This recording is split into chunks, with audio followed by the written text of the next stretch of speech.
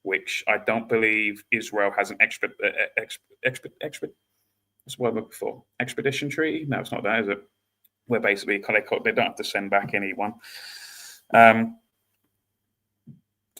Tommy is known to before run off to another country when he's wanted in court, and yet the court still allows him to go on a state paid visit by the UK, by the state of Israel, paid for. He then spends 2 weeks in a humiliation ritual, such as this one, where he's basically chastised and told not to, physically touched by a Israeli politician. I mean, if you know the history of this guy as well, that Speaker of the House for the Israel Parliament, he's in a gay relationship with a guy who adopts children. I mean, Tommy wouldn't like stuff like that when he's being chastised by him. He's 2 weeks in the humiliation ritual. He is made to go on the tour where to basically say how evil Europeans are because of what they've done. Re-education camp, you can call it. He then spends 2 weeks making propaganda videos, and then he comes back, and then the court immediately.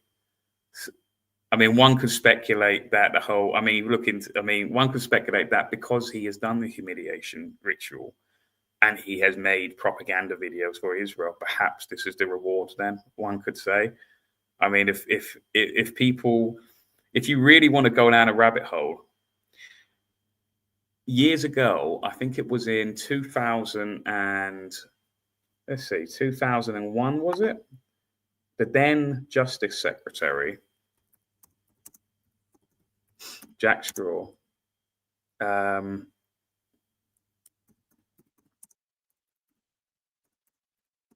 changed the rules where judges didn't have to declare whether they were Freemasons or not. Let's see.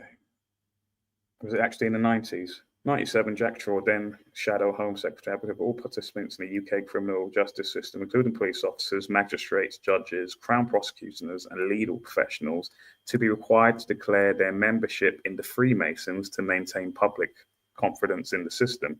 The position was reinforced by the report from the House of Commons Home Affairs Committee, which recommended that members of the judiciary and police register their membership in publicly available. As Home Secretary in 98, Straw implemented a rule requiring new judges and magistrates to declare Freemason magistrates. I believe then that was then overturned by him. Let's see.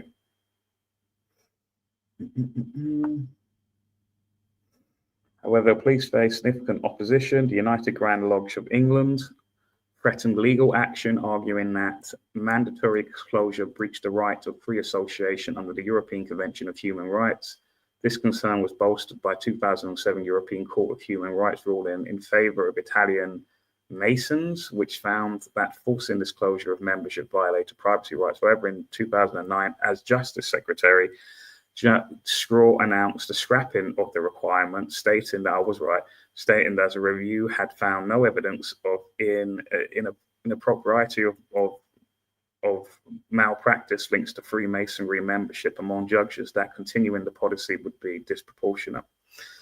The decision was met with criticism from some quarters, with commentators questioning the consistency of Straw's position, especially given his earlier concerns about impartiality. Despite the reappeal, the debate over transparency in the justice system and the influence of secret societies like Freemasonry continues. Okay, so he U-turned on it.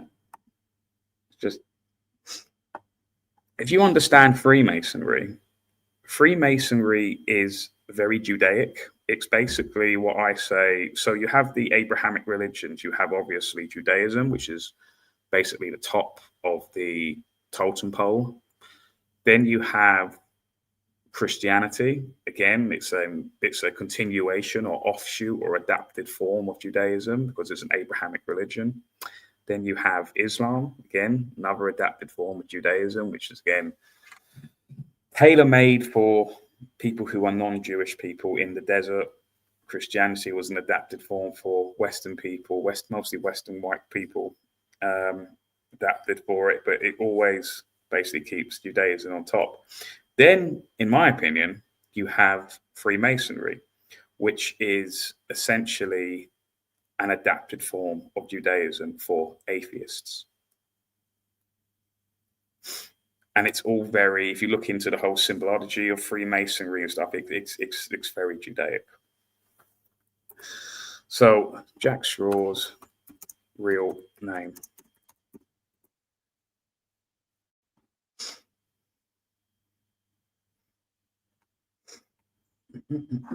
Nope, what's his real name? That isn't his name.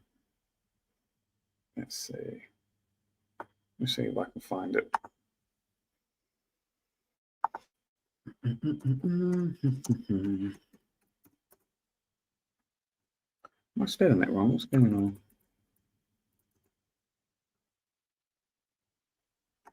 I can't find that information at the moment. Jack Straw has a different, if people can maybe link it in the comment, maybe, if I can find it.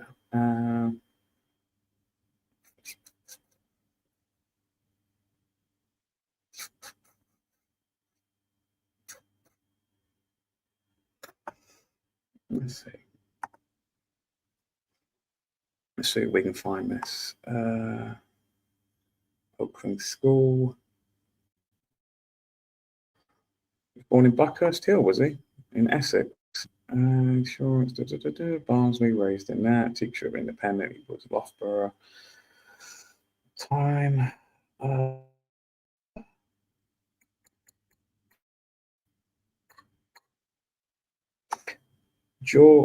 Straw is 1/8 Jewish descent. His maternal grandfather's mother came from Eastern European Jewish family. He himself is a Christian. I can't seem to. What's his real name? Anyone know in the comments? Let's see. Yes, that's right. Yeah, Greg Romford. I think it's got a Russian twang to it, Russian kind of Eastern European twang to it, as I recall, but I can't seem to find it at the moment. So this is just obviously my opinion. I'm just thinking that, Tommy has got on this mediation ritual. Is this basically a reward for that? This is truly his payment. He probably got loads of money as well. You have to understand that, obviously, like I said earlier, is that Israel is the biggest contributor, biggest receivers of financial aid in the world. Money means absolutely nothing to Israel. Is that the bonus on top that he's allowed to go then for making the propaganda videos for the state? Yeah, I've seen his real name before. It's strange that it's gone. I've seen that. Looks like they've removed his real name from the internet. Yeah, there was something about that. I got to find that again. That is me reading that, and it's just disappeared. It's gone down the memory hole. I probably can't find it, but obviously I don't want to spend like about 20 minutes in dead air basically trying to find it. So this is why now Rachel Reeves has basically said, Rachel Reeves warns everyone faces tax hikes. So not only we're taxed to the eyeballs essentially in this country. People don't see, the thing is, people don't realize how much we're taxed because they think it's normal. That's the cost. That's the cost we pay to live in a civil society. It's just yeah, they think it's normal. All of the tax that we get, everything that we do is taxed somehow. So not only that, where Rachel Reeves warns everyone faces tax hikes as she paves way for manifesto-breaking budget. Chancellor tells millions you all have to contribute, as she blames Brexit and insists it's not her fault. Reeves, don't blame me. The British government spent 410. This is again UNN, and I hope that David's going to jump on fairly soon. The British government spent £410 billion during COVID. They also printed out of thin air up to £895 billion, just printed money. inflation. That's the real reason why a lot of things have gone up recently. I have to make up for that shortfall inflation. They are pathological liars. And I've said here is that this is why people need to tax avoid, not evade, that's illegal, but tax avoid, which is legal. But really, we need a tax revolt, withholding our taxation and bring this UK regime to its knees. The UK government and state have clearly broken its promises and this supposed social contract, which, I mean, even let's live in the pretense world that there is such thing as a social contract and it isn't just some kind of made up document, which it is. If there truly is a social contract in the sense that the belief is that we allow the state to take money from us, even though there is no consent to that whatsoever. No one's ever asked anyone ever, hey, do you mind paying this surcharge payment? We're going to take mostly directly from your wages via PAYE. It's okay if we do that. We're going to take this money from you and then use that money to, whatever, pay for all of these services, etc. Which, by the way, is a total con on its way. That most of that money is totally laundered. I saw the other day, I was passing by somewhere in the town, and it was only a pedestrianised high street. It wasn't very long, and it said that this new refurnishment of this pedestrianised high street will cost 22 or something like 25 million pounds of taxpayers' money.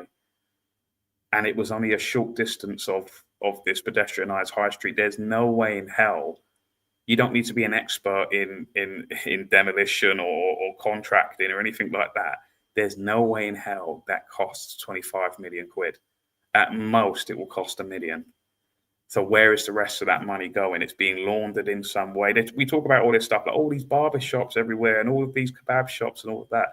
They are doing, I mean, not that I agree with it, but like with all of these shops that are popping up, but they are doing, if they are doing anything illegal, it's a minute percentage compared to what the UK state are doing, stealing money off us every day. And most of that money ends up in people like these pockets and civil servants and unelected, all of the royal family, everything. It's so this social contract, which doesn't exist, if you were to believe that it does exist, they have clearly broken it in terms of manifesto promises that the government have made.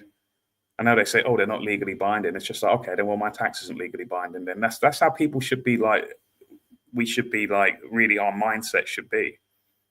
But to get people to have this mindset where they've been brainwashed all their life to thinking that it's some kind of noble duty, some kind of civic duty to pay your taxes and give it to knowingly corrupt people. You ask anyone on the street, anyone, whether they're of this, if we're in the nonsense of left versus right still, if you ask anyone of any political persuasion, hey, do you trust any politician?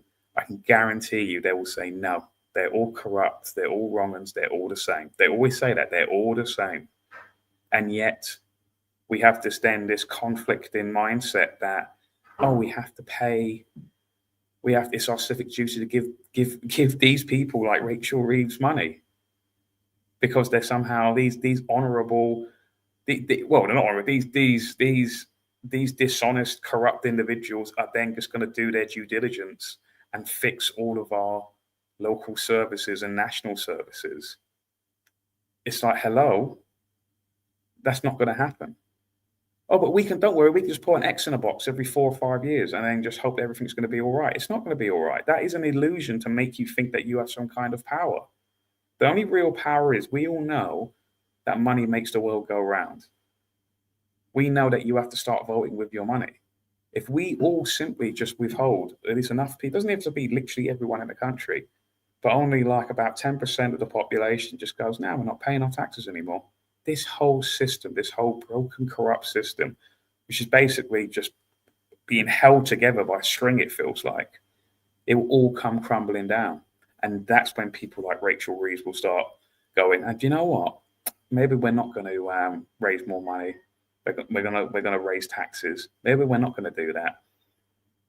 That's when they're going to start listening to you, because all of these people all of these politicians, judges, police, useless NHS workers, all of these people, they won't get their money because they're all paid by the state. Teachers that are putting children through these disgusting topics at school at the moment, all of that will stop because they realize that they're not getting their money. And that is the only mindset. But unfortunately, and David does agree with me on this, who's going to be coming on the show shortly, is that we're not there yet.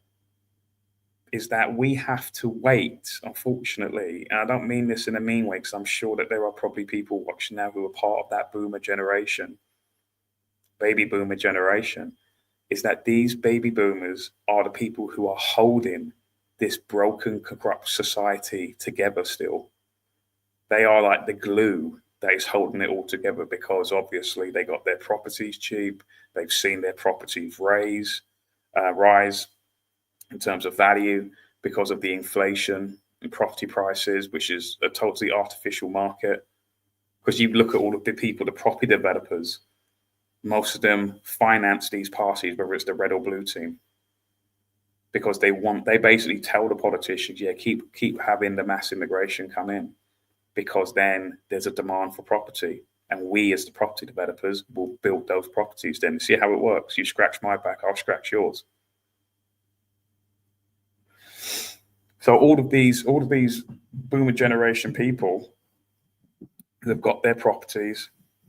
Some of the Gen Xers as well, but mostly it's the boomers. They are the most compliant people. They were the first generation to be brainwashed by the TV. They are very, very obedient to authority. Unfortunately, they watch the BBC every day or read. I was yesterday. I was in the pub, believe it or not, and there was an old guy there, boomer, and he went to me, "Oh, do you want my newspaper? You must have finished reading with it. Do you want my newspaper?" I said, "Absolutely bloody not, mate." I heard him say it to someone else as well, and they said pretty much the same thing to them. Nah, we don't read that junk. And they can't help themselves. They just continue to be caught in that trap, that mind trap. So unfortunately, we have to wait, and it really before we could perhaps turn this ship around. But the question is, do we have 10 years left? Because now it's a numbers game. Because I think the establishment the regime that it is the boomer generation that is holding their lavish lifestyles together. The establishment, the regime people, whatever you want to call them, they're the ones holding them in, and they know that generation is on their way out. And the Gen Xers, yeah, half of them are compliant as well, but not as loyal and compliant as the boomers. So they need to replace the boomers in a way. So what do? They'll continue the mass migration, because they know that most people that are coming into the country, they will work for less money. They do not share the values of freedom and liberty as much as the indigenous people. So they'll be more authoritarian, especially when they're recruited for the police and security jobs. They won't have any workers' rights or anything like that. No benefits to what they're doing.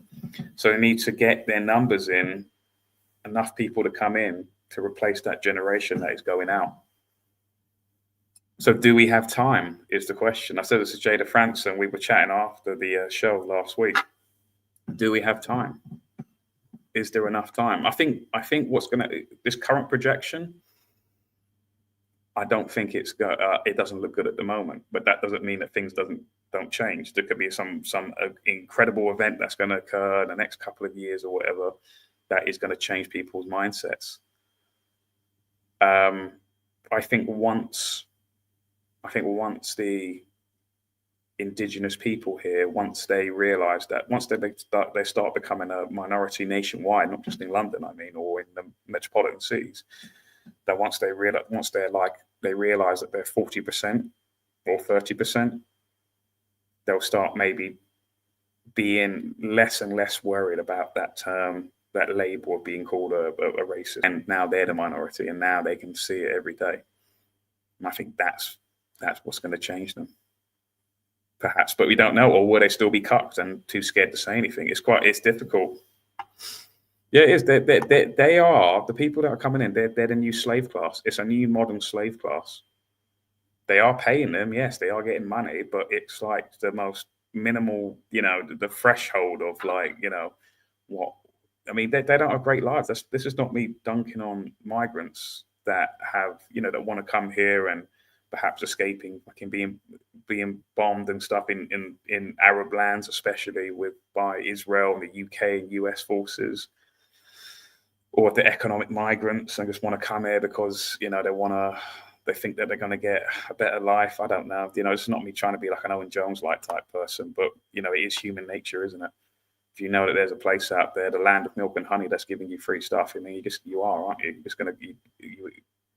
I would. Anyone else would probably if their shoe was on in their if they were in their shoes. You just would.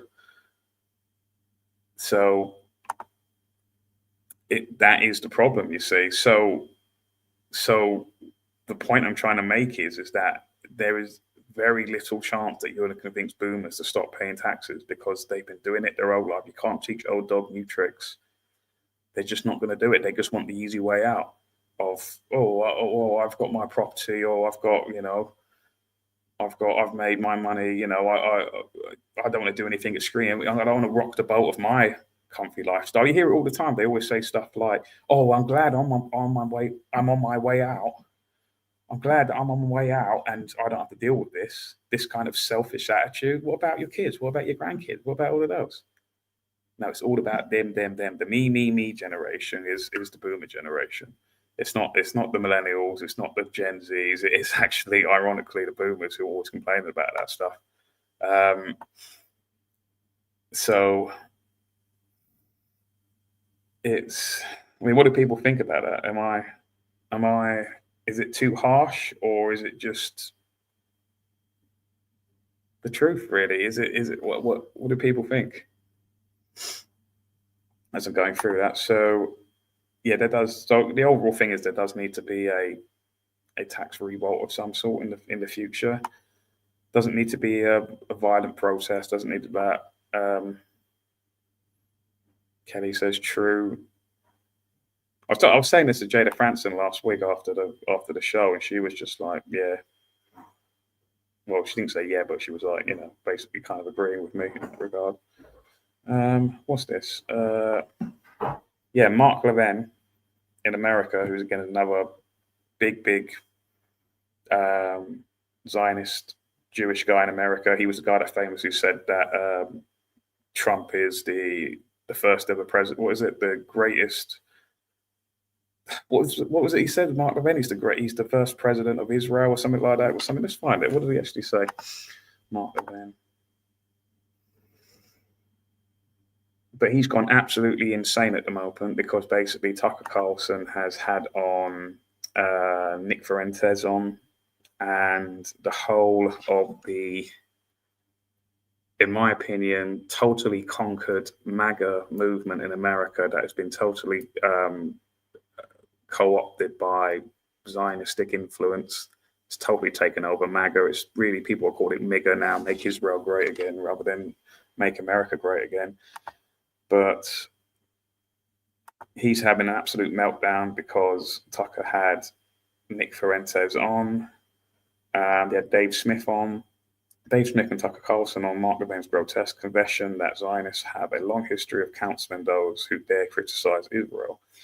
They counseled the best right-wingers in America, all because they opposed war. They were the most patriotic. Yeah. So. The unpatriotic conservatives that David Rum, the speechwriter, the guy who coined the term axis of evil, helped launch us on this whole path that we've been on since then, that's wrecked the 21st century. Who were the conservatives who were unpatriotic? It was all the best ones, the best right-wingers in America. It was Pat Buchanan and Ron Paul and Lou Rockwell and Justin Raimondo and Sam Francis and it was all the best guys. None of them were Nazis. None of them were bigots. They just all had one thing in common. They opposed the war party. That was the whole crime that any of them committed. They were? actually they were the most patriotic conservatives. And that is the practice of, and I do think there's a spiritual component to this, but of the slanderers now dominating our conversation, it's to invert the truth, not to pull it 3 shades or 15 degrees off. It's to flip it exactly around. No, you're an agent of a foreign country, a foreign power. And it's like, or as Bill Kristol once said to me, or said about me, I just, Tucker Carlson is advocating for an ethno state. I'm like, no, what? No, I think that's what you're doing. But of course, but I always fall for it. It's like, no, I don't have any investors. I have no debt. I have never taken a grant. I've never taken $1 from any foreign government. I literally am not controlled by anybody, which is of course why they hate me. But you're literally advocating on behalf, you're lobbying for, you're in some cases in the employ of taking talking points from a foreign government, and you're accusing me of being an agent of some Russia or Qatar, or both great countries, by the way, I should say. But I've never taken money from them, obviously, and I wouldn't. So yeah, Mark Levin has gone totally insane in America at the moment. He's demanding people be cancelled. He is, it's quite funny because it does expose these people. And I think that's a great paranoid one, left and right equals communism and Zionism. Yeah, I think that's actually a great way of describing it. That whole, what was it? I saw James Goddard, he put up a great tweet that basically, where's my Telegram one? Basically summed up why there's really never going to be a because again, of late, I thought that whole Civil War narrative stuff was starting to peter out. I thought he had failed, but again, there are people again pushing it. And I've seen that Ant Middleton, if people know who that guy is,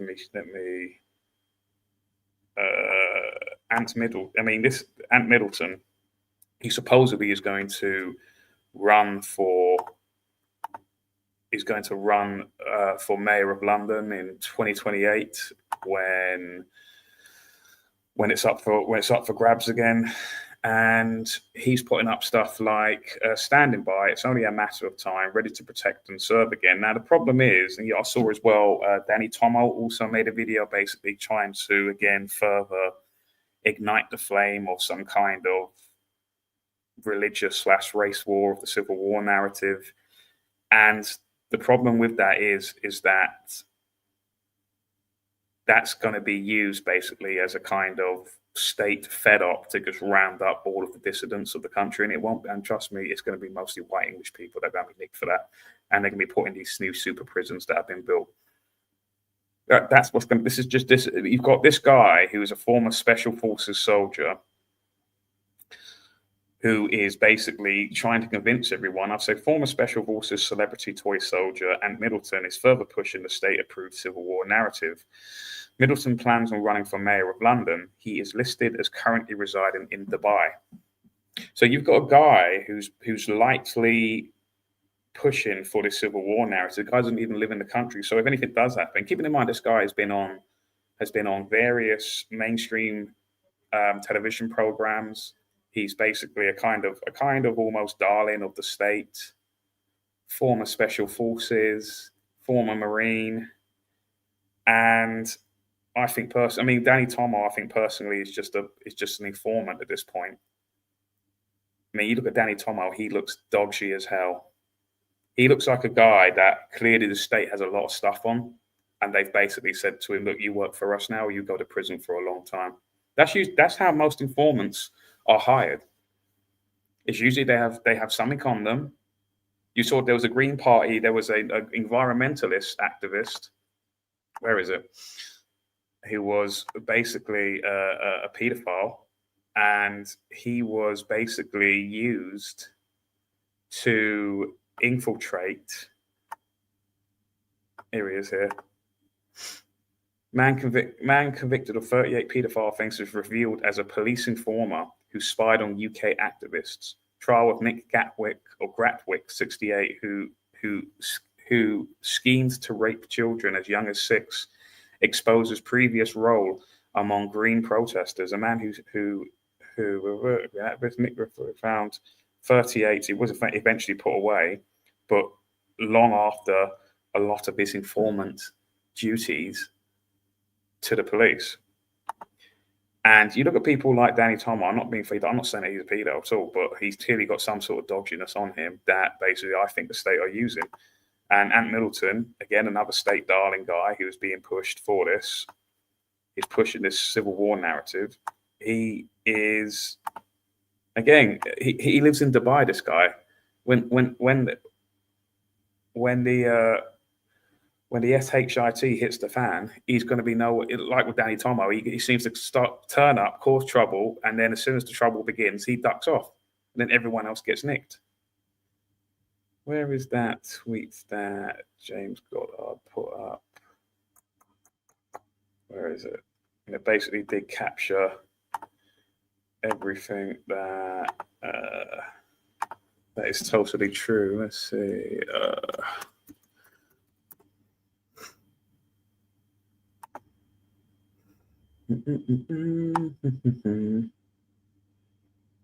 Where is it? Where is it? Let's try.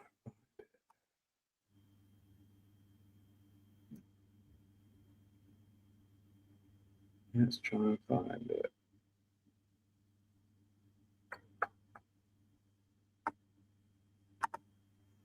Here it is here.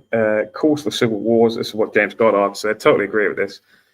Calls for civil war are fed ups. Listen up, lads. Anyone screaming civil war on here is on Twitter is either a glowy, a useful idiot, or both.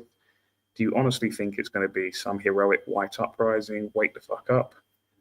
Reality checked. Muslims are organized. Mosques, community networks, youth groups, funding streams. They've got structure that runs deep. White Brits, fractured. Boomers versus Zoomers. Left versus right, footy tribes, class divides, where we'd be arguing over tactics while they're already mobilized. The state, they back the Muslims in a heartbeat. Media narrative, far-right terrorists. Police kettling patriots whilst protecting mosques. Courts throwing the book at hate speech, but going soft on grooming gangs. Instead, build parallel systems, community defense that doesn't give feds a photo op, train, organize quietly, protect your own without laughing into a trap. Anyone pushing civil war this week, screenshot their profile. There's a high chance they're on a list or connected to the authorities. I think that is an absolutely perfect, realistic interpretation of what the country is at the moment. There's going to be no great, like I said, if people fall for this upright, this civil war narrative, the only people that are going to get done are it's basically just a fed up to basically arrest any form of dissidents in the country. That's all it is. It's basically like it's a culling essentially. It's like mowing the grass. It's like, oh, the grass has got too high. Let's get the lawnmower out and just take it down a bit. That's what it is. It's just and it's being used. And many people who are falling for this, they're thinking it's going to be something like what is it? The Roundheads versus the Parliamentarians. It's not going to happen.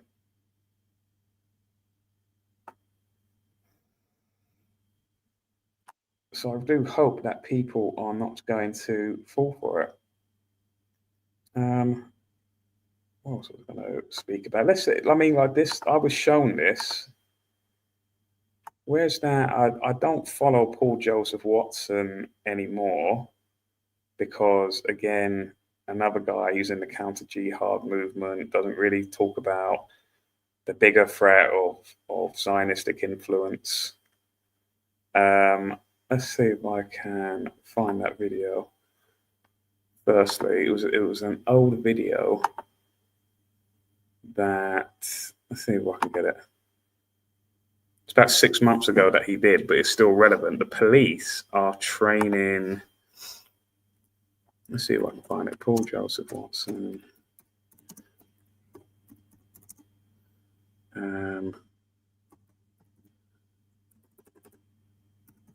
Police for is that? Let's see.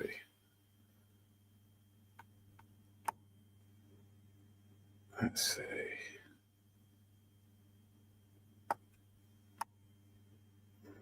Joseph Watson.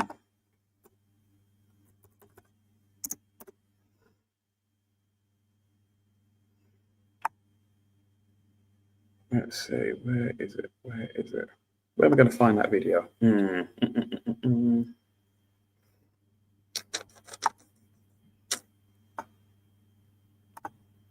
Let's see.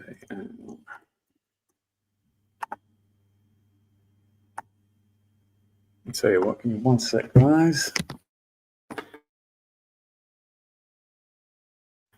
I know where I'm going to find it.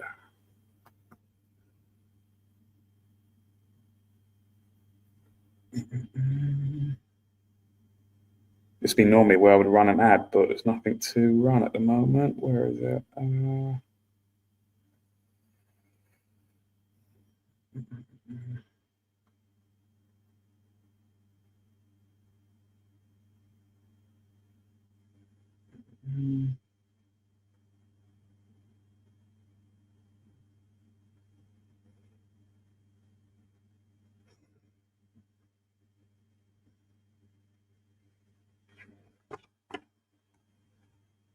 Here we go.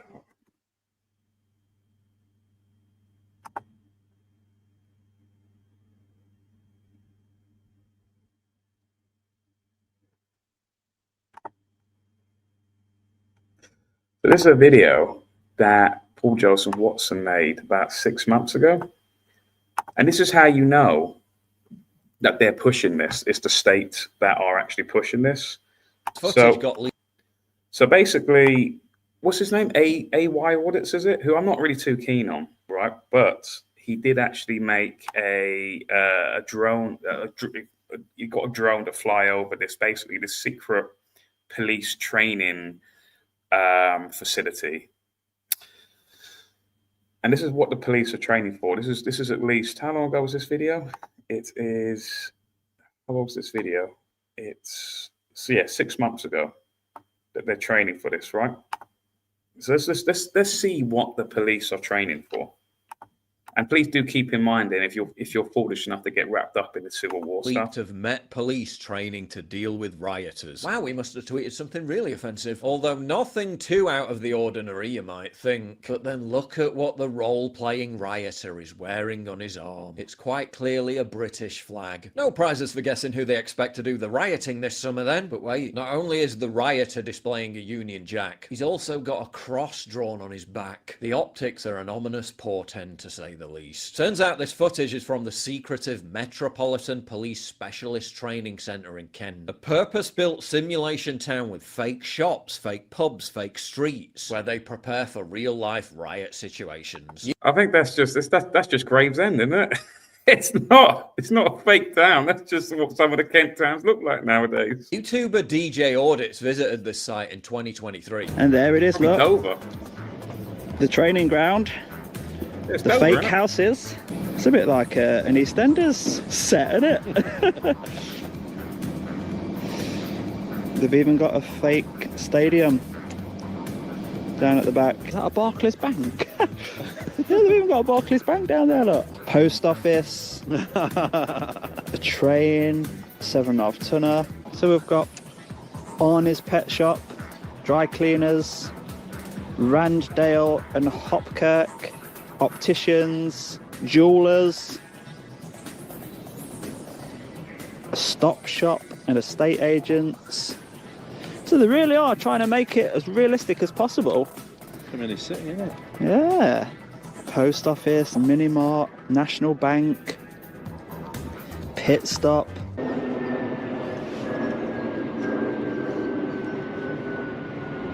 It's like they're in army gear, isn't it? They are in army gear, yeah. But you don't often see Metropolitan Police officers wearing that uniform, do you? No. He wasn't made to feel very welcome. What are you doing down here? Pardon? What are you doing down here? I was just chilling. Okay. What are you doing? Just saw you filming, that's all. We're just curious as to why. Yeah. If we see a couple of people filming, Yeah. it makes us suspicious. It makes us a bit suspicious that someone's filming this area because it's so prominent as a police site. So I'd like to see some ID. You no chance, because I'm standing up for the rights of the members of the public, and one of those was a right to privacy. I'm going to need to know who you are. You're not. Yeah, but I'm refusing to identify myself because the grounds. Yeah, you've not got enough grounds to suspect a criminal offence. If we think that you're up to no good, then we'll detain you under Section 43 of the Terrorism Crack Act. on, sir. And then, That's the end of our conversation. Are you filming? Filming. You know, it's a police building. Yeah, I've just had a look at the training centre area with the drone. I flew over it. Yeah, you can't be out here filming, mate. No, it's quite an interesting place. Have you got details on you? You got any ID? Details of what? ID? You got any ID on you? What do you want that for? Well, basically, you're standing outside a... Please don't film me, sir. Mate, you approached us. When the site was first allowed to be photographed after months of negotiations, restrictions included not showing the faces of officers who took part in the training. In previous years, much of the training at this facility revolved around responding to Bataclan-style Islamic terror attacks. That exercise was a training scenario in relation to either a counter-terrorist exercise or a hostage rescue, whereupon life is at risk. Seems like their opinion on who represents the biggest threat is changing fast. If you want to express your ideas through videos like I do, you should check out InVideo AI. And with this InVideo AI is the world people wearing BLM insignia after the 2020 George Floyd. Million users across 150 plus different countries. So please check out InVideo AI by clicking the link in the description box down below. Shitlibs on X responded to the outrage over this video by scoffing, asserting that of course they're preparing for Union Jack waving rioters because that's who rioted last year. Funny that, because I don't recall seeing any footage of police training to combat people wearing BLM insignia after the 2020 George Floyd riots, nor any footage of them preparing to face off against sectarian Hindus and Muslims waving India and Pakistan flags following the 2022 Leicester riots, nor any footage of them training to fight pro-Palestinians after the last 18 months of violent disorder, after the UK government freed literal violent criminals to make way for boomers who had committed the far more serious crime of posting something spicy about the riots on Facebook. It's clear from recent developments that they're preparing for more unrest this summer. Hundreds of extra makeshift prison cells and newly refurbished cells are being made available. For what purpose? According to Justice Minister James Timpson, we need to be prepared for the capacity that would be needed if we had the riots, the civil disobedience we saw in the summer. We're clear there are no more emergency measures to do. We just need to make sure we use all of the operational levers we have. Migrant charities and MPs are even now saying that the upcoming publication of crime league tables showing the nationalities of foreign criminals in the UK could spark more riots. Establishment mouthpieces are desperately scrambling to keep this information secret. And what are we supposed to do with the information? I'm struggling to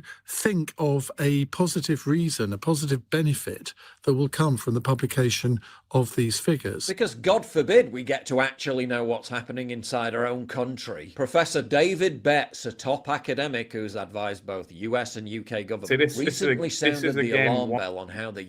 I've just stopped subscribing to Paul Joseph Watson because he still lives. It's quite funny really how we've all kind of like been on a journey, and we used to consider these individuals as quite, we used to quite hide them and hold them in quite high pristine, but now it feels though we've grown beyond them. Do you know what I mean? We've grown above them and they're sort of stuck in 2016 land or whatever. That's the only reason why. Yeah, I used to know Paul Joseph Watson, right? And the reality is that he knows what's going on. He knows the truth, but he's made a financial decision where, like I said earlier in the show, is that there is money to be made if you push Trump, if you keep people. And this is what I really dislike about people like Paul Joseph Watson and Carl Benjamin, etc., who I would used to call, at least not friends, but at least people I used to think were people on our side, is that they have made a financial decision to basically stay in that matrix of the left first right, where really we should be transcending that and actually see that all of that is a division tool, division tactic, mostly created by really Marxism, which again, Guy Marx, if you look at Karl Marx or his real name, I forget his real name now, but again, Jewish individuals, that push this division, that further fragments the sort of indigenous Western people. And we're too busy fighting with each other. And it's quite difficult to unite then. And that's all purposely done. Yeah, he is funny. Like Paul Giles Watson was funny. He does make funny videos, but unfortunately, like I said, is that he has chosen to basically, he's got 2 million subs now, but he's chosen to essentially deceive his followers now and keep them in that 2017 land or whatever the past basically. And then people are getting then caught up with this whole left-right divide, and they're not seeing the bigger picture. And he's made that choice, unfortunately, because again, there's no money to be made if you talk out against really the power brokers of the West, the Zionist lobby. If you say that, hey, Trump's not on our side, there's not really much money to be made in that market. There is money to be made because unfortunately there are a lot of people in the cult of Trumpism and other similar kind of offshoots of it. There's big money to be made. People will buy the MAGA hats. People will buy the Trump mugs. People will buy, anything with a Trump label. I mean, it's as bad as Kiss now. The band Kiss used to be known for like pretty much branding everything. They used to even make Kiss condoms, everything. It's all just a money making.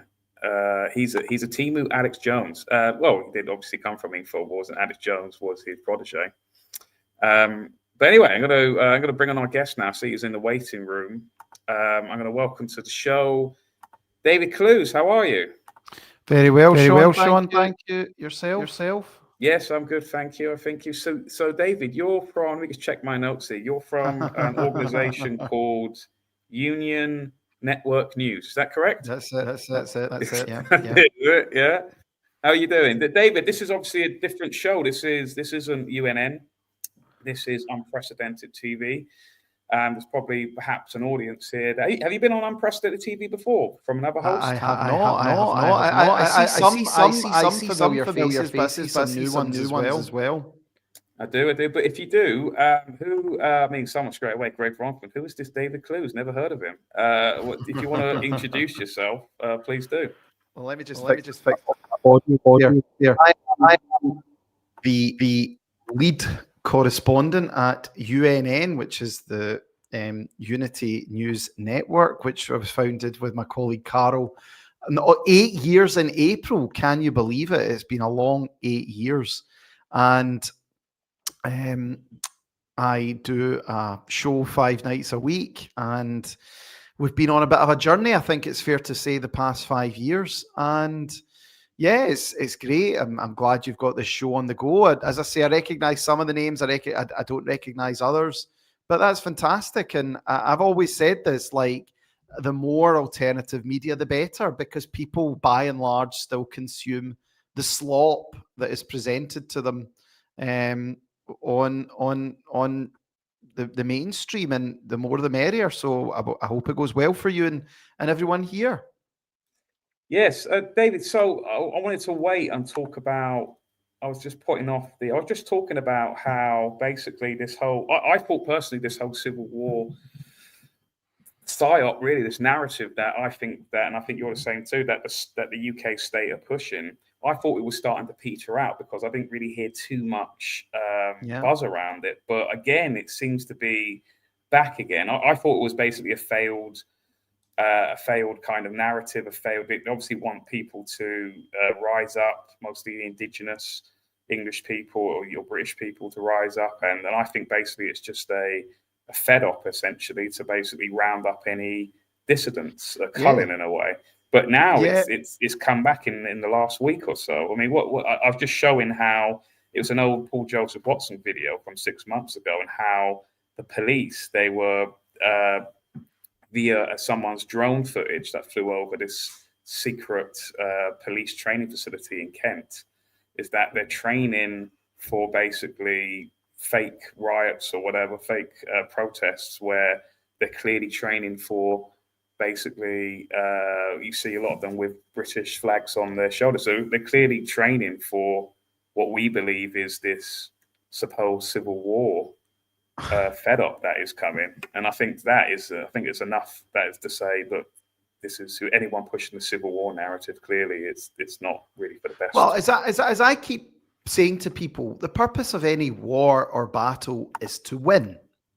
Like, the purpose of anything where you're involved in any form of combat or anything is to win. Now, whether people like it or not, the British security state has a budget of trillions. It has a military that has a budget of hundreds of billions, well, tens of billions. A police force that's a budget of tens of billions. They have facial recognition software. They have drone technology. They have anti-radar technology. They have cells. They have light and heavy machine guns. They have... So I'm just... If the first thing you would do if there was a situation you're surveying your opponents, you would look and compare what they have to what you have. And I think in that regard, I don't really see much chance that a ragtag band of people are going to come together to do something. And the thing is, people will show you examples from history. They'll talk about the American Revolution. They'll talk about, I don't know, what's an example, maybe the Vietnamese conflict. But those are very, very different situations, very different time periods. And again, whether people really fully want to admit it, nobody in this country's even had military training or anything like that. I mean, yes, some have. Like Ant Middleton, he seems to be the one that's really at the front of this. I don't know. I literally just mentioned him just before you came on the show here. He's been pushed. He's actually put out a bit of a cryptic, I don't know if you saw it, a cryptic message. We can share the screen here. A cryptic message basically stating that standing by, it's only a matter of time, ready to protect and serve again. The guy doesn't even live in the UK. He lives in Dubai. No, I know. Look, here's the thing. You saw last summer during the disorder, for the first 2 or 3 days, the state was powerless. There was the amount of people that went out and numerically overwhelmed the system, and that's why it just played out. But as I said, for everybody that's out there, just remember they're not being paid. I said the police get paid. They'll be there come what may, and they managed to blanket it very easily. And again, that's the other big problem as well. People talk about strikes. Look at the miners' strike. Now, the miners' strike failed. And the reason the miners' strike failed was because they ran out of money. Like, these guys couldn't afford to not work. I mean, they went for, what, 1.5 years, which was incredible. So are you trying to tell me that Ant Middleton will be running like guerrilla gangs of people up and down the country? I mean, and again, who are they attacking? What, are they going to go fight with the Muslims? Because if they did, the Muslims would be numerically more than them. And the police would support them. So are they then going to go after the political class? Look, people clearly hate the politicians in this country, but I don't know if they hate them that much. And as I say, I don't know what they're looking to try and achieve here, because the notion of a civil war is no one ever actually wins in a civil war. It's horrible. Everyone just starts fighting everybody else. And it'll end up like, as I always say, a Lebanon-style situation or a Yugoslavia-style, like when Yugoslavia collapsed. So I know people are frustrated. I know people want to do something. But my argument is sit back, let it all play out, and then when an opportunity does arise, which I think will, then maybe people can be more direct and take to the streets. I agree. And obviously, in the past week now, I just want to share this. I think you shared it on UNN. This is posted from traditional British group. Is that in just simply, basically, less than a month, we've had 24th of October, we've had Warsaw, Sudanese asylum seeker convicted of murder at railway station. 26th of October, London, Ethiopian asylum seeker rearrested after mistaken prison release. 28th of October, Bournemouth, 2 asylum seekers jailed after knife dispute at hotel. 28th, same date, Uxbridge, Afghan refugee arrested after fatal triple stabbing. 29th of October, Maidstone, Afghan asylum seeker convicted of sexual assault. 30th of October, Derby, Somali migrant sentenced to life for bank customer murder.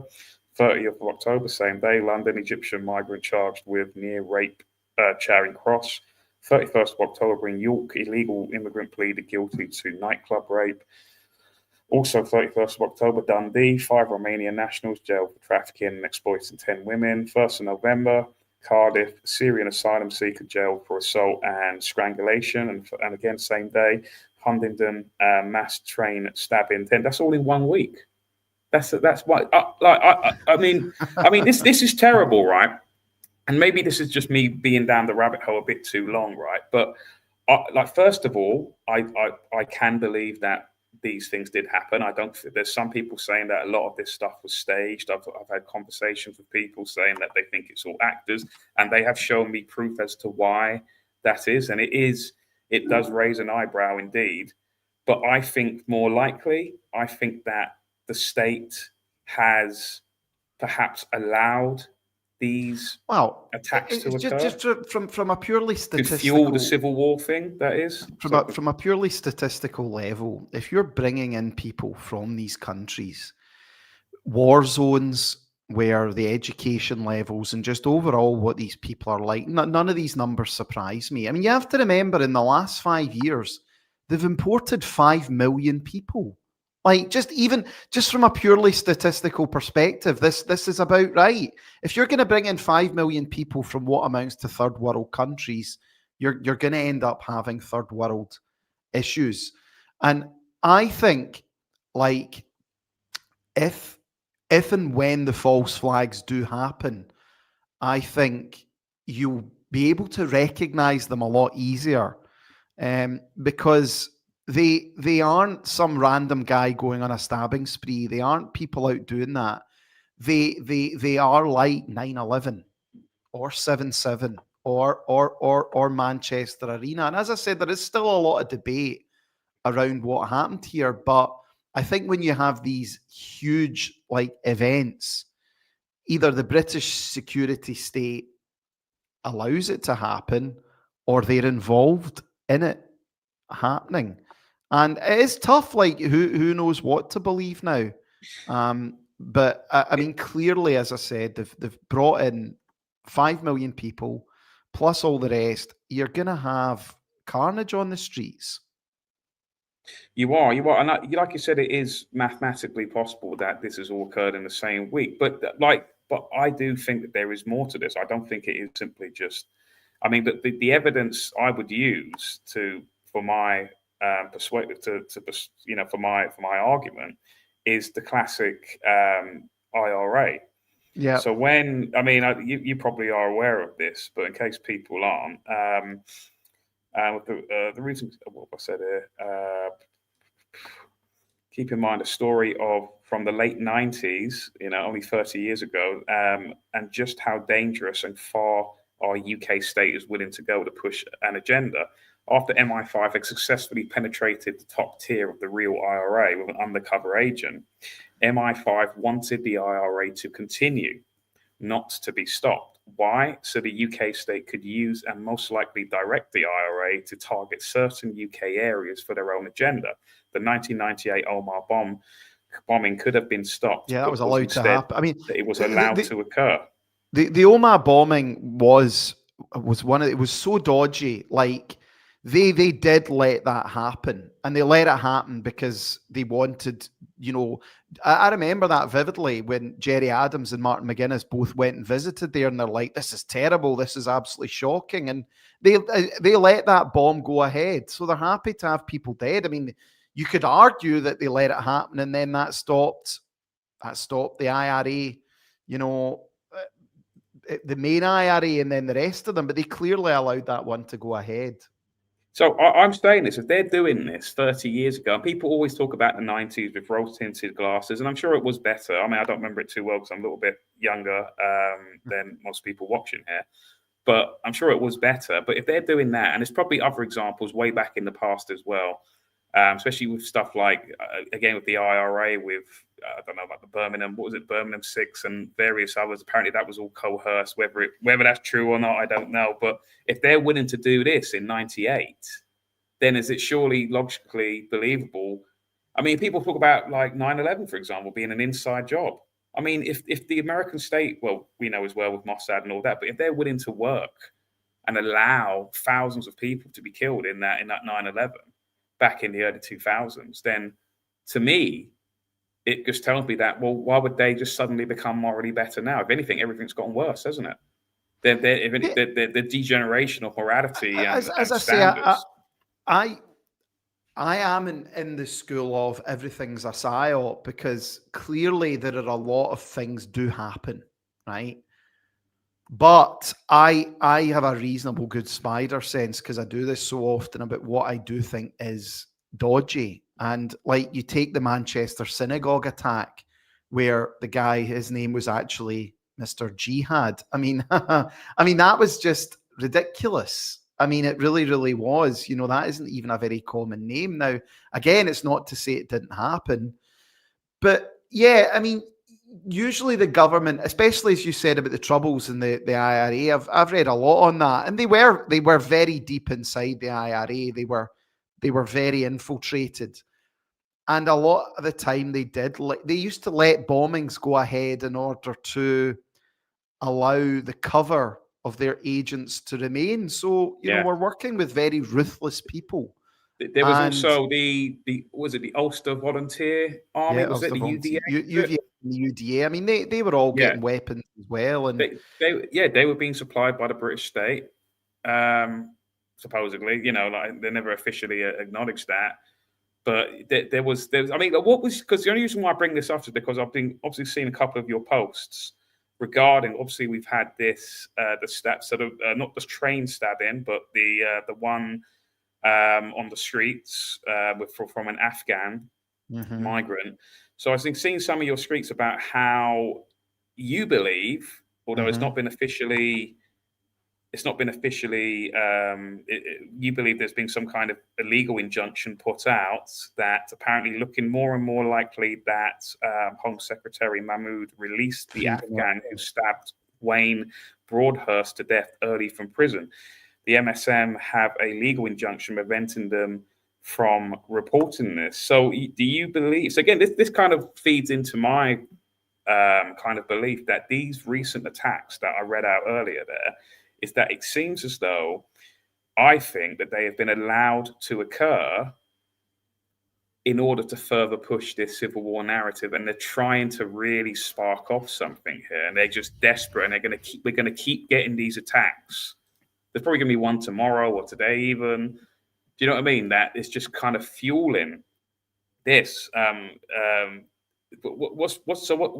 do you believe that that this has occurred then? Well, I think they released a lot of people, and as I said, if you read the article in the London Standard, it is kind of coded language. They talk about how it was an incident in London.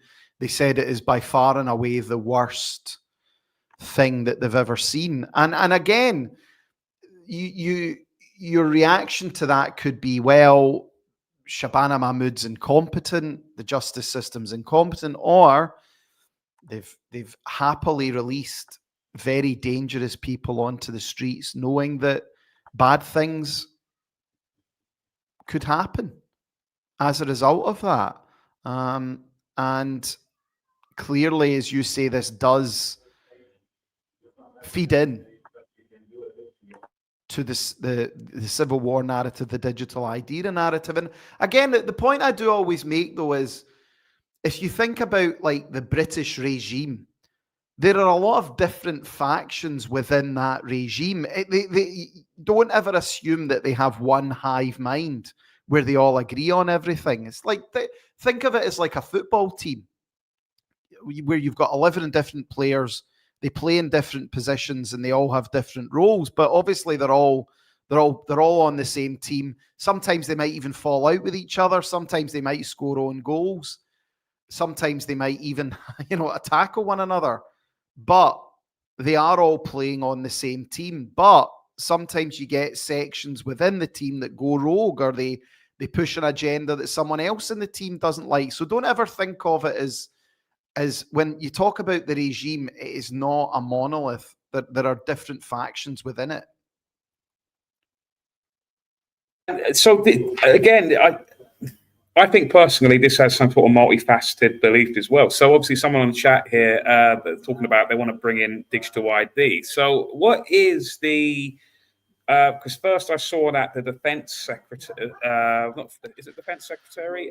John Healey. Yes, John Healey. He has dismissed it, but now there is sort of belief that it may be coming, that they actually do want sort of high security, like with airports, they want some kind of security put in for train stations. Is that what do you think? Do you think there's a multifaceted benefit to this, that they do want to bring in digital ID and bring in this kind of high security to train stations? Well, it was funny if you actually, again, this kind of backs up my point about different factions. If you listen to John Healey at the weekend, he actually tied the incident into Russia. Like he said, he did it shamelessly. He talked about how we can't be complacent. We're in a lot of danger, and most of the threat comes from Russia. So he's still pushing that line. But yeah, I mean, they do want an acceleration in the decline, because without the acceleration, they can't do what they want to do. And we saw that during COVID, where they wanted things to look as bad as possible so they could do whatever they wanted. Yeah, that's true. But one thing I don't quite understand so far with a lot of these attacks, what is the motive? Because I can't seem to work it out. Why are these, like with the Huntingdon train attack the other day? What's the motive? I'm not understanding this. Well, This is what makes me feel that there is. You're on YouTube. The individual involved, from what we can see, did have a history of schizophrenia, etc., etc. The notion that a certain type of individual will go on a stabbing spree, that's where, again, I don't necessarily think that was a psyop, the Huntingdon train attack. I think it's very plausible that there are a lot of mental people out there. People are crazy.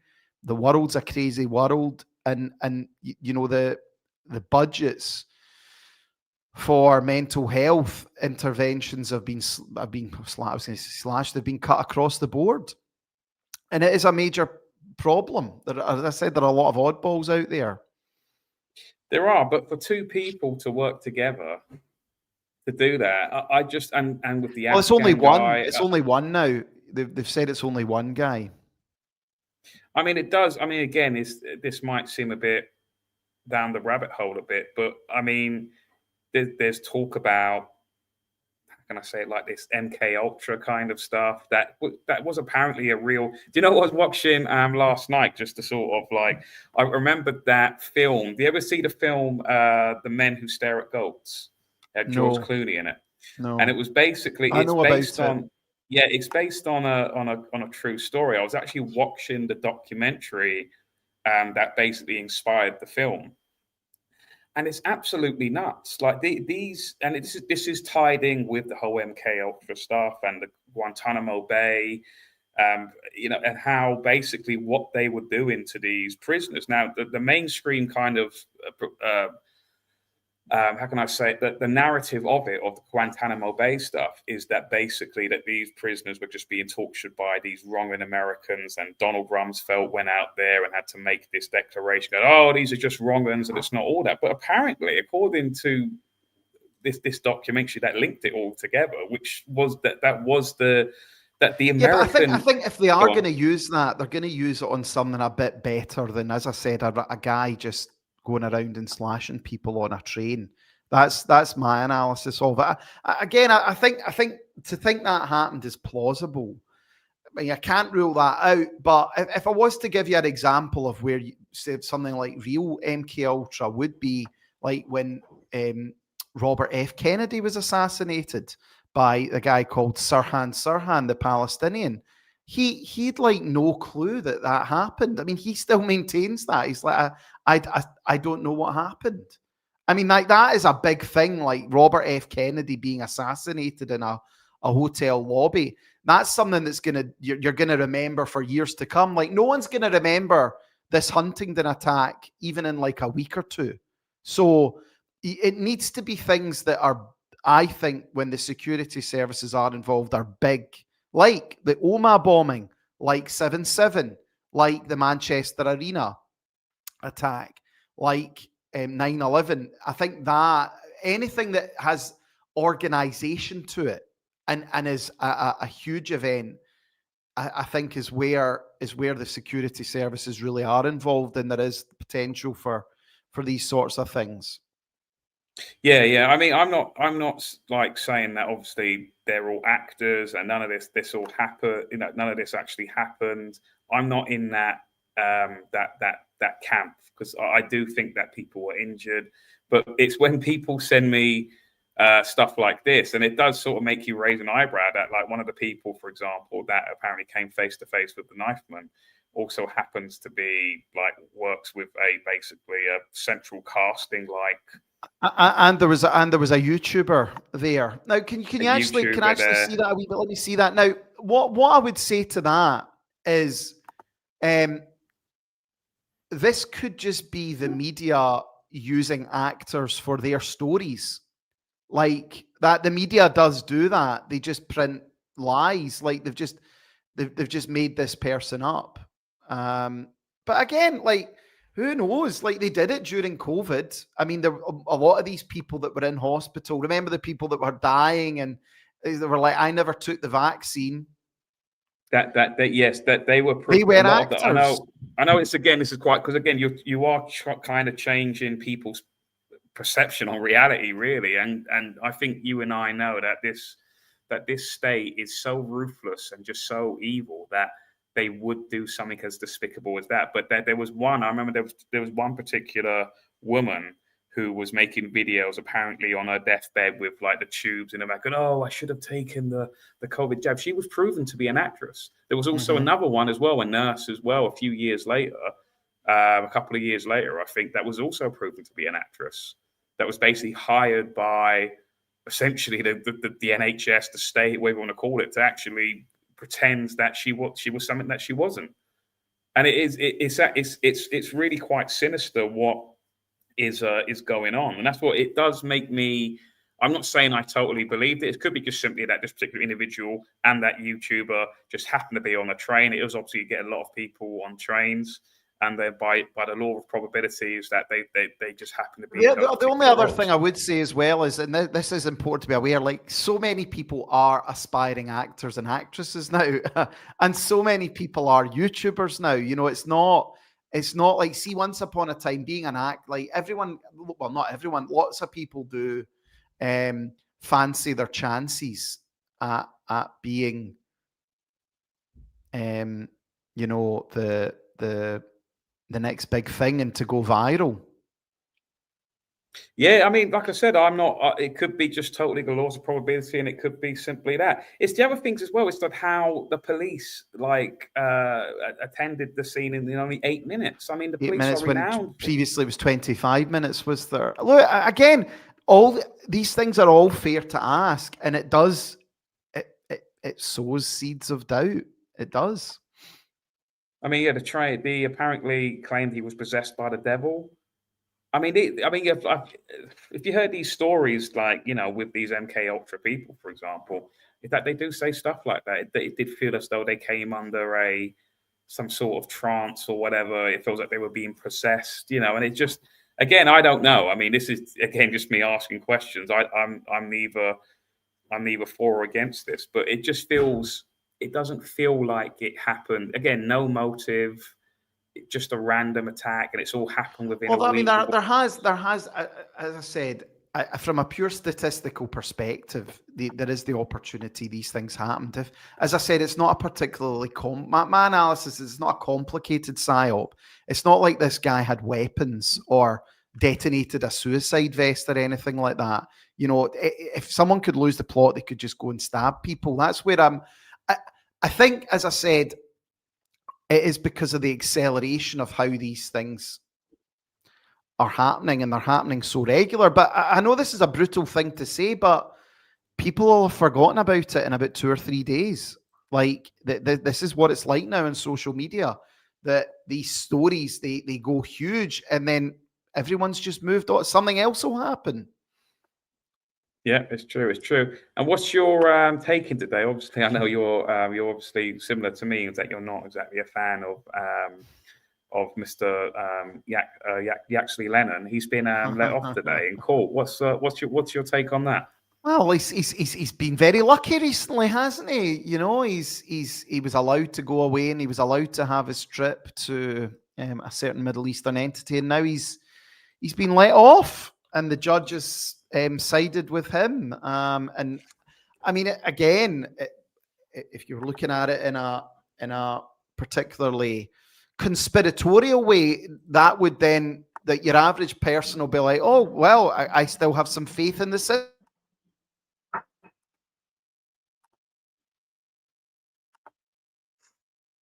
Yes, I mean, I think you've muted there, David.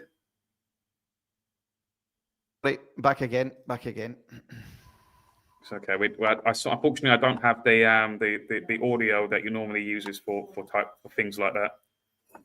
The only thing I've got is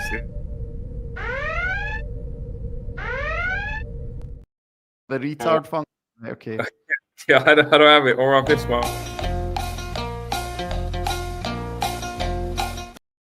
The only two I've got. Funny. Have you got? Yeah, but I think personally, what's happened is that ultimately Tommy's reward. Basically, he's gone on a trip, a humiliation ritual. He's not defended. I had Jada Franson on last week, where basically she made a great video. I don't know if you saw it. It's only about 5 minutes, but explaining why, and absolutely when that Israeli broadcaster, what's his name, something Fisher, isn't it?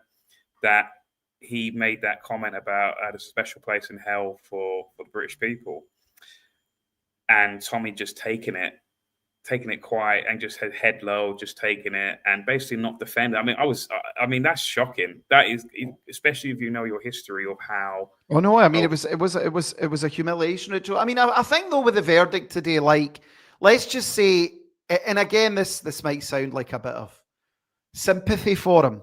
Let's just say he was found guilty and he was put in prison. Like, you would then say, oh, well, now he's getting to go on a grift and a fundraiser. So he's kind of damned if you do, and he's damned if you don't, because of all the theatre that surrounds him. But we'll wait and see how it all plays out. It's always a drama with him. It's always a bit of theatre, isn't it? It is a bit of theatre, yeah, but I just don't understand how, it makes me laugh. There's a book that someone wrote for him, obviously. He never wrote anything, that basically called himself the enemy of the state. And this enemy of the state just seems to...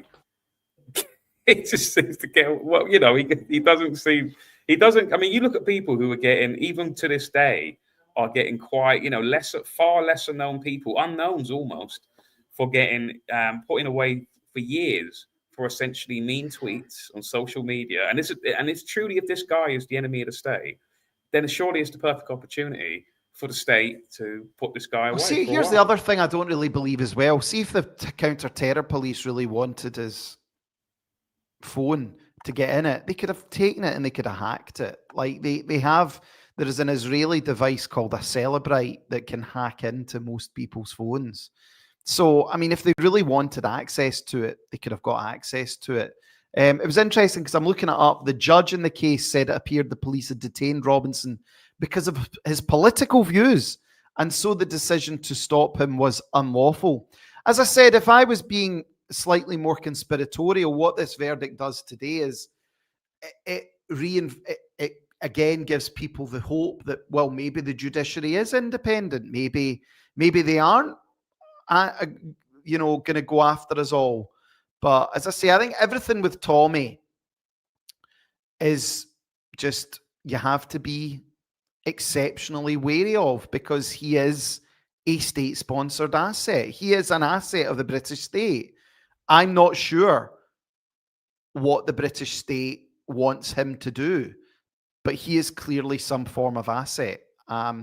Because if he wasn't, and he really was an enemy, and if he was a real threat to the system, he would have been dealt with ruthlessly, and they've not. Yeah, I agree. David, tell us about, so obviously you've got the UNN show you do 5 nights a week. You do it, today is Clews Day, isn't it? Named after, right. obviously, Emperor David Clews. You're doing a show, you're doing it from Thursday to Tuesday, is that right? Thursday to Tuesday at 8 p.m. If anyone wants to watch, they're more than welcome to tune in and listen to what I've got to say. We've got a very good vibe about UNN. We've got a good community group on Telegram and Rumble, so please be sure to join us there if you want to listen to a wee bit more. Yeah, it is. I do, obviously, being biased. I've worked with UNN in the past previously, but I do generally think, especially when I do find new people to watch UNN, they always say, "Yeah, this is like the funniest. This is like the because you are quite quite a hilarious character, David." I think that's. Well, I know. I can be quite serious sometimes, but I like to try and be funny as well, because if we don't laugh, I think we would cry at the situation. Yeah, I think it is, and I think it definitely is I think it's for people. How can I say it? Like back in the before time, BC, before COVID. We were in a world of the left first right, the Brexiteers first Remainers, and things have changed since then. COVID definitely did change it changed the political landscape for a lot of people. And I think, especially during those anti-lockdown marches and whatever pro-freedom community, a lot of people I've met, they've come from, they could be ex-UKIPers, they could be ex-Green Party people, they could be ex-Labour people, ex-Conservatives, and they all kind of came together despite that traditional, even people who were formerly Leavers, Remainers, they all came together because they generally saw there was something new occurring. There was something they just knew that, especially the whole removal of civil liberties, where you couldn't go anywhere, and things definitely changed. And there's a lot of people who I would say, if they were formerly of perhaps what would be called the right wing, UKIPers, Tories, other sort of similar parties, is that they're looking for a home, basically. And some of the people I've then gone, well, do you know about UNN? And they will go, and then once they watch it, they go, wow, this is exactly what I want. I think it's good to have, and it's good to have your worldviews and perceptions challenged. And as I said, to have a ruthless appraisal of what is happening. And that's where I think we're all quite battle hardened. As you say, with that the Huntingdon attack, if that was maybe, I don't know, 6 years ago, I think most of us would have been like, oh my goodness, this country's a disaster. This government's so incompetent. Look at what they've done. Whereas now, I think we've all now got a wee bit of nuance to be able to ask the questions that have to be asked. And I think we need to just apply that to everything that happens and everything that will continue to happen in the future, because I think we are going to see a lot more of this. And I think it will get worse. I think the situation will rapidly spiral out of control over the next 3 to 7 years. And that's what I've said to people is, look, just try and keep cool. And I've seen so many stories recently of people who have, I don't know if you saw the story about the 3 guys that were done for being neo-Nazi terrorists, and they never actually met each other in public. The only item that they purchased that was illegal was a 3D printed gun. And it ended up that they were part of one group, but they went and joined another group when a security services operative encouraged them to go away and become more extreme. And now these guys are doing like 17 years in prison for preparation of acts of terrorism, when it looks more like they were loners, they were kind of LARPing, they were and I just say this to everybody, like, be very, very, very wary of who you're talking to, and be very wary. Were they prosecuted under the Terrorism Act? Were they? Yes, yeah, they were done under the Terrorism Act. Terrorism And that's because I think then, because that is essentially entrapment, isn't it? Especially if there's a security estate agent that is basically convincing you to become more radicalized. But I think the Terrorism Act then kind of it basically nullifies. It does. Do you know what it is? It's also pre-crime. It's pre-crime because they've not actually committed I mean, I could understand once upon a time the cops would have waited till these guys were like, say they were outside a building and they had they were tooled up. Then the cops would go in and they would get them. I mean, I think fair enough. Like the police have done it and they'll stop you there. And then whereas now what they're saying is they're stopping them before it even gets to that stage. And it's a bit like, well, would they have gone and done it? And again, I'm not defending them. I think they were a bit naive, but they've had huge prison sentences. And this again, they've brought this in from America, where all these things are real fed ops. And I just say to people, like, just stay calm. Just I know it's boring. I mean, then people might turn around and say, well, Clews, you're a de-radicalization agent. You know, you're de-radicalizing people. Fine, I might be, but I'm saying to people that there's no point in getting yourself nicked or doing something stupid because they're looking for opportunities to get you. Exactly. I think so too. David, I'm going to have to go because obviously I think there's someone else coming after me. But you're doing a raffle as well, aren't you? A Christmas raffle, I am. Yep, I am. If people want to support UNN, we've got amazing prizes. We've got an incredible prize, Sunday lunch for two in Doncaster. That's one of the prizes. Is that via the Huntington train? with stab vest. No, we've got a good raffle and I'm sure people can support us. We've got some great prizes. So thanks, guys. Appreciate it. Thank you, David. I've got to head off, guys. Thank you all for watching. Take care and have a good afternoon. Thank you, David, for coming on. Take care. See ya.